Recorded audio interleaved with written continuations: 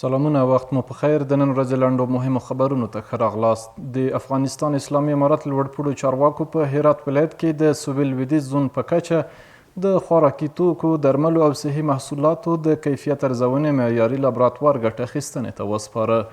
د ریاست الوزرا اقتصادي مرستیال ملا عبدالغني برادر اخوند د پرانیستي مراسمو کې ویلي چې له دې وروسته به د واردوونکو خوراکي توکو، درملو او روغتیایي محصولاتو کیفیت او اعتبار د همدې لابراتوار پر بنسټ ارزول کیږي.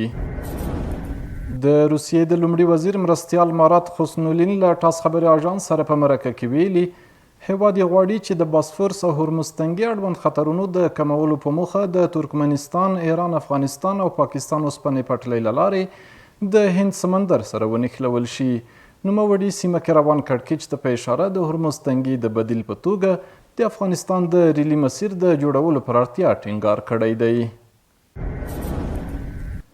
دفاع وزارت وایي د 201 خالد بن ولید رضی الله عنه قل اردو د کشف او استخباراتي منصوبینو له لوري د کشفي راپورونو پر بنسټ د ختیځ زون په بېلابېلو سیمو کې د عملیاتو پر مهال 4 سپکې او درنې وسلې چې یو شمېر یې له ګاونډي هیواد پاکستان څخه قاچاق کېدې نیول شوي دي.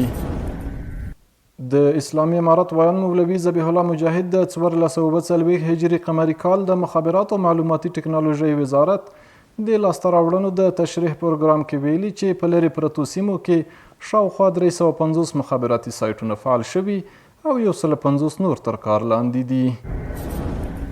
او وروستی خبر دا چې الجزیرې خبري شبکې په غزه کې د خپلو سرچینو په حواله خبر ورکړی چې غزه کې د یوې ویجاړې شوې استوګنیزې ودانۍ له خاورو څخه د 19 فلسطیني شهیدانو جسدونه راایستل شوي چې ډیری یې ښځې او ماشومان دي.